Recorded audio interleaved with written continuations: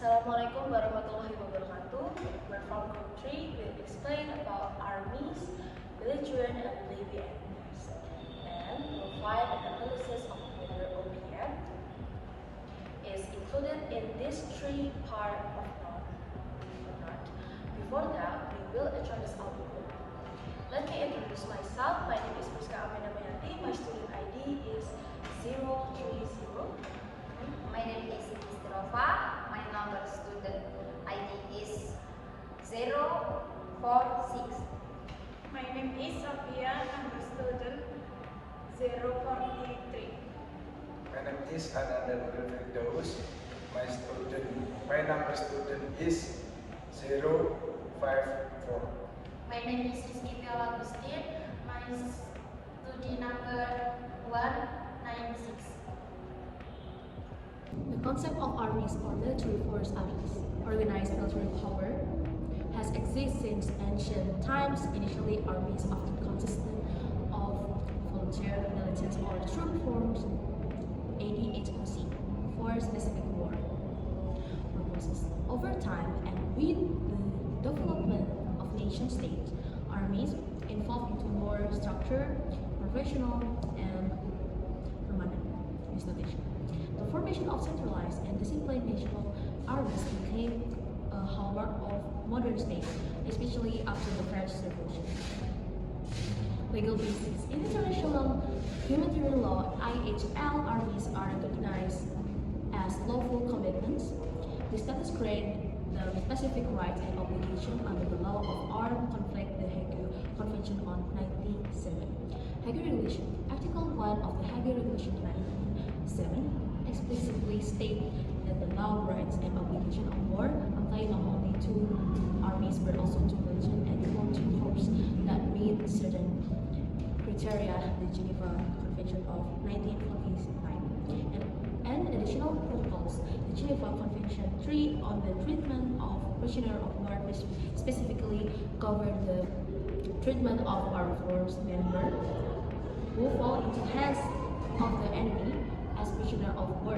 This is a fundamental acknowledgement of the status of armies as combatants. Belligerent, warring party or rebel origin. The term belligerent generally refers to parties involved in armed conflict.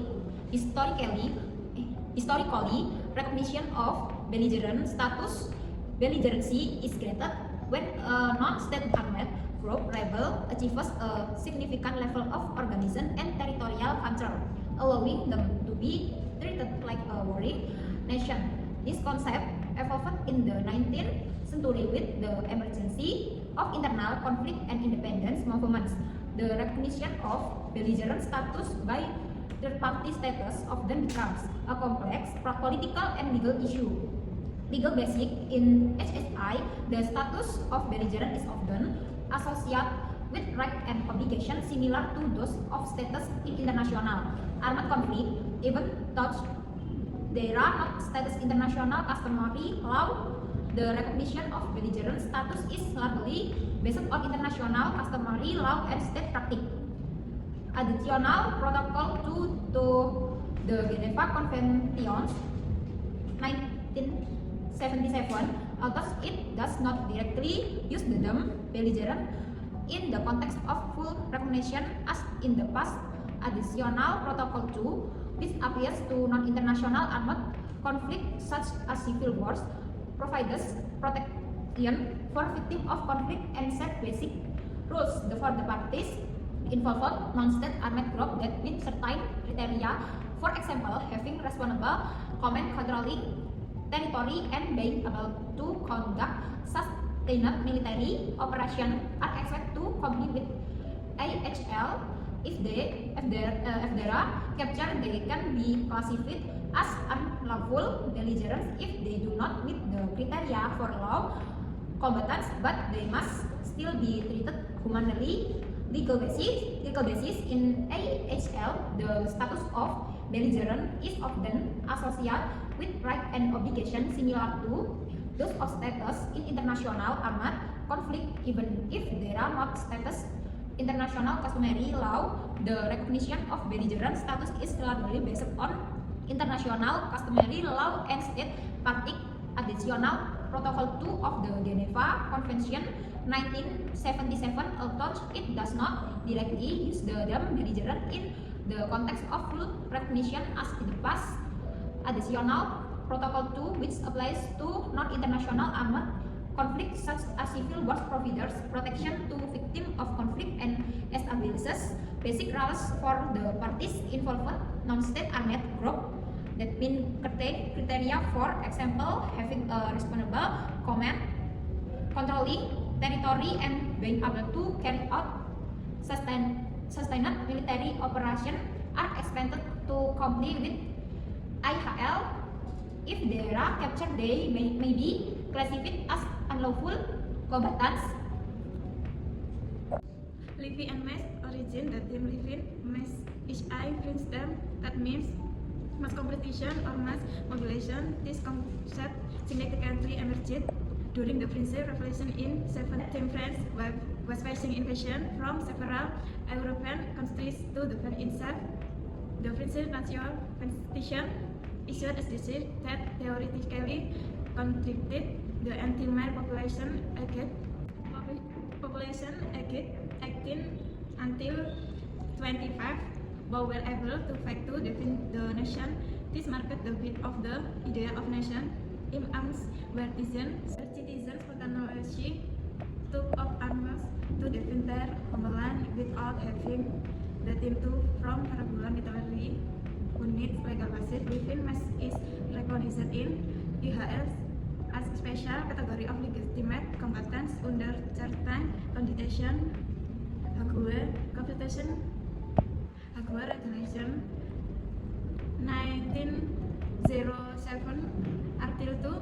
This article explicitly regulates weapon in mass to be considered unlawful combatants and related to prisoner of war status if corporate resident while acting weapon must meet several conditions. The resident of an are not captured by the enemy. The spontaneously take up as in the invading forces without having time to organize themselves into regular armed unit.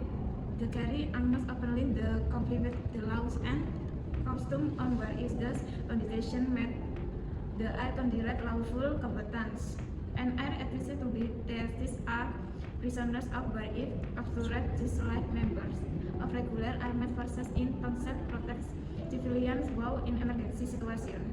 Defend their concern from direct invasion. So, is OPM included in the three categories according to international humanitarian law and the perspective of the Indonesian government?